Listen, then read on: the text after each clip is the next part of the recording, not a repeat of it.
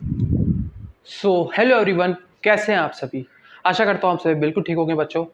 मैं मुकुंदपुरी आ गया हूँ आप सभी के लिए और एक नया वीडियो जो आपकी सीरीज़ का भाग है, आपका एनसीईआरटी सीरीज़, और यहाँ पे आपकी चल रही है। और आज हम लोग पढ़ने वाले हैं बेसिस। मैं ये उम्मीद करूँगा कि आप इसके पहले जो मैंने एसिड के बारे में मैंने आपको पूरा पढ़ाया है, उसके मैंने आपको पूरा एसिड पढ़ाया है और उसकी पूरी केमिकल प्रॉपर्टीज़ मैंने पूरी पढ़ा दी है। प्लीज़ उसको देख के आओ। अब हम लोग बेस पे चलेंगे तभी मज़ा आएगा, क्योंकि अगर कूदोगे यार तो कोई मतलब नहीं है। ठीक है, मेरी प्लेलिस्ट भी है, प्लेलिस्ट सेक्शन में जाना तुमको पूरा मिल जाएगा। ठीक है, चलो स्टार्ट करते हैं आज आपका वीडियो। ये है आपका बेसिस। आज हम लोग पढ़ेंगे बेसिस। ठीक है, तो देखो बेस क्या होता है। Bases are those chemical substance which have a bitter taste and if added to water gives OH minus ion. देखो बेसिस, देखो क्या होते हैं ना, समझो। बेसिस यहाँ पे बताया गया कि बेसिस ऐसे सब्सटेंस, केमिकल सब्सटेंस होते हैं जो आपके अगर वाटर मतलब जैसे कि ऐसे केमिकल सब्सटेंस होते हैं जो आपका बिटर टेस्ट देते हैं। कैसा टेस्ट देते हैं मतलब अगर अगर आप उसको टेस्ट करो, सोप आपने नहाए होगे तो नहाते नहाते एक बार मन करता होगा थोड़ा थोड़ा थोड़ा सा साबुन खा के देख ही लेते कैसा स्वाद होता है। कड़वा कड़वा महसूस होता है ना, वही तुम्हारा बेस होता है। समझ में आया बेस क्या होता है।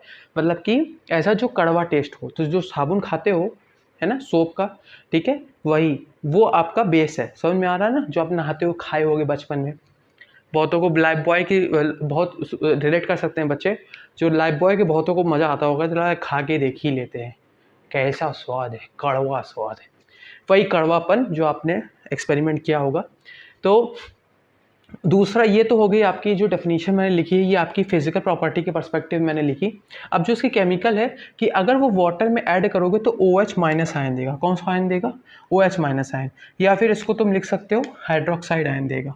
इसको लिखते भी चलो, ठीक है ना, बहुत अच्छी ये तुम्हारे नोट्स बन जाएंगे। हाइड्रोक्साइड आयन देगा, ठीक है।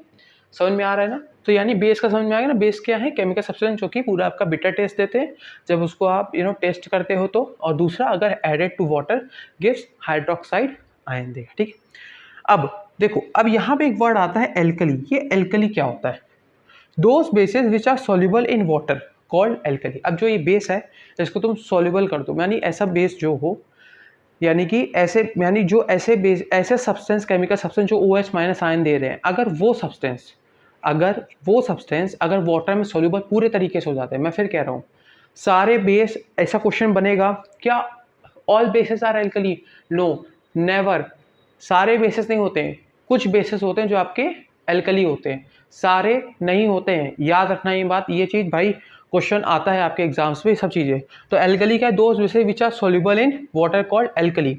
एग्जाम्पल, अब ये कौन कौन से ऐसे बेसिस हैं, यानी कि ऐसे सब्सटेंस जो आपके OH माइनस आयन देते हैं वाटर में और पूरा सोल्यूबल होते हैं, वो कौन कौन से हैं? देखो, ये तुम्हारा है सोडियम हाइड्रोक्साइड।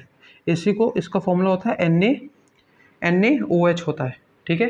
ये तुम्हारा है पोटेशियम हाइड्रोक्साइड, KOH है, ठीक है। ये तुम्हारा है कैल्शियम हाइड्रोक्साइड, CaOH का होल ट्वाइस, ठीक है ना। आशा करता हूँ समझ में आ रहा होगा। समझ में आया ना कि यहाँ पे बेस क्या होता है। बेसिस, सारे बेसिस एल्कली नहीं होते, वही बेसिस एल्कली होते हैं जो आपके क्या देते हैं, जो पूरे वाटर में क्या हो जाए, सोल्यूबल हो जाए, ठीक है। चलो अब एक चीज़ और जानो यहाँ पे कि भाई इसका और चीज़ें क्या हैं। अब यहाँ पे क्या क्या है इसमें, जैसे जैसे जो मैंने बताया था ना कि OH माइनस आयन कैसे देता है, ये समझो पहले। देखो, जैसे कि जब तुम मान लो ये कोई मैं बेस ले रहा हूँ, जैसे कि यहाँ पे मैं बेस ले लूँ, मैं ले रहा हूँ यही सोडियम हाइड्रोक्साइड ले रहा हूँ, ठीक है।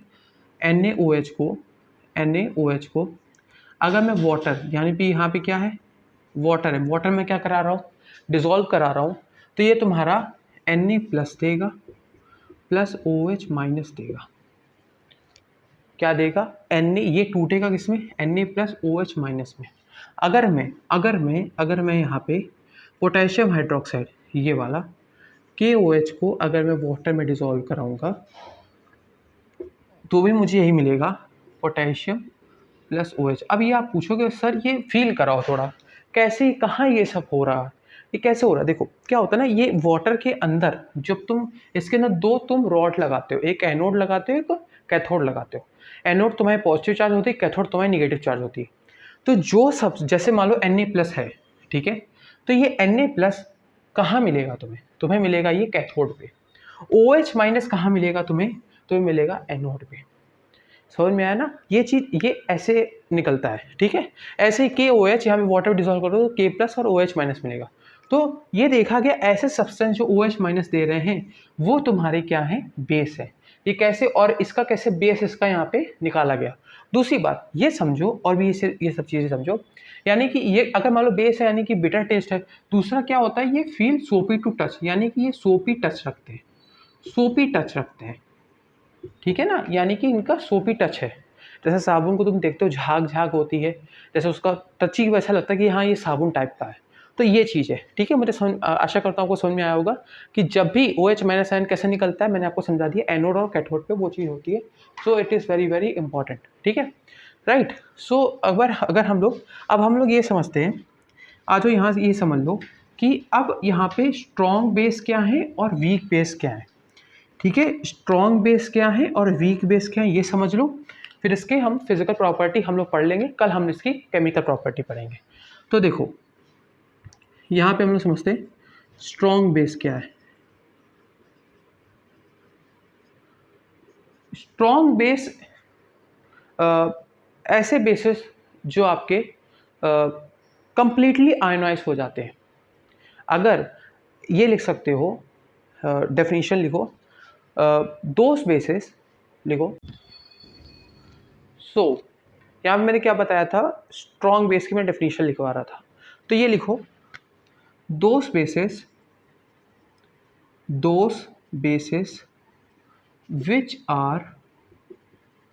which are completely ionized in water and thus gives a large amount of OH- ions known as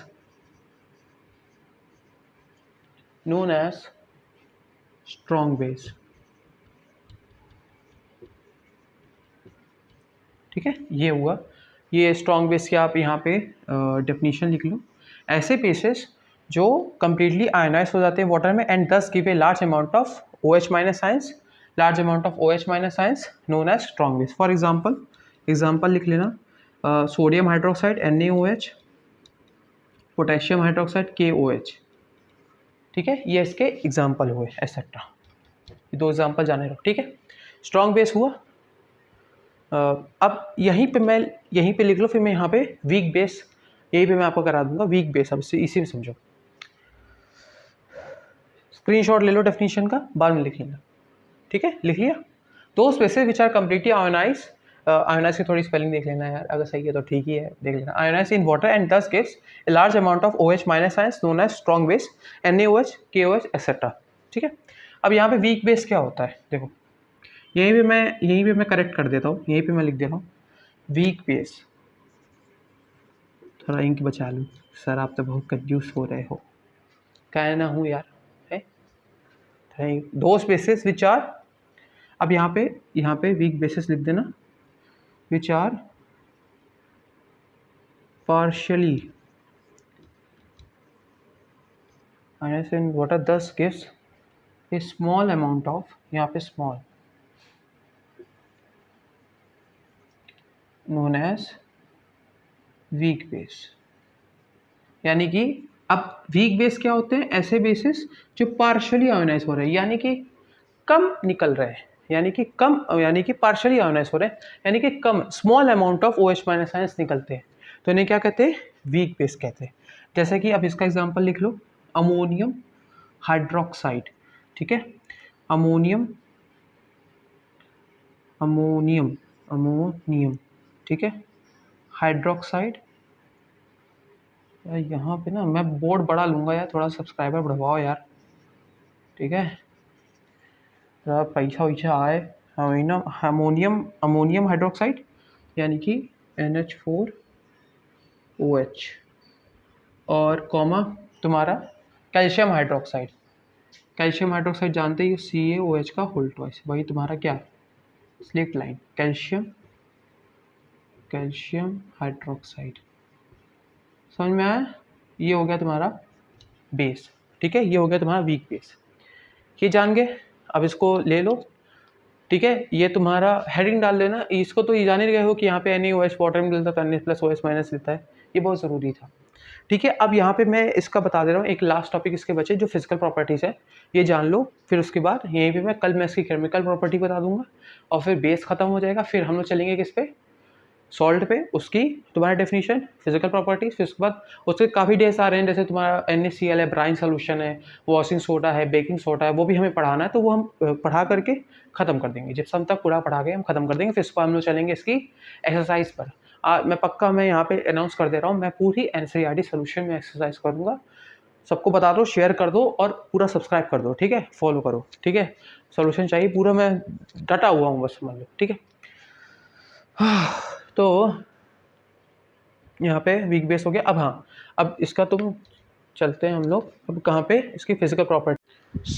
अब हमारा यहाँ पे इस वीडियो का लास्ट टॉपिक रह गया है फिजिकल प्रॉपर्टीज़ ऑफ बेसिस। जैसा कि मैंने कहा, ये मैं पढ़ा के मैं नेक्स्ट वीडियो केमिकल प्रॉपर्टी में पढ़ाऊंगा। देखो, ये अपने हेडिंग डालो और छाप के लिखो यहाँ पे फिजिकल प्रॉपर्टीज़ ऑफ बेसिस में, ये आपकी 4 प्रॉपर्टीज़ लिख लो। बेसिस हैव बिटर टेस्ट, ये पहली है। बेसिस फील सोपी टू टच, यानी मैंने बताया था, ये दोनों तो प्रॉपर्टी आप जान ही गए हो कि भाई ये दोनों चीज़ तो मैंने बताया दिया कि बेसिस क्या होते हैं।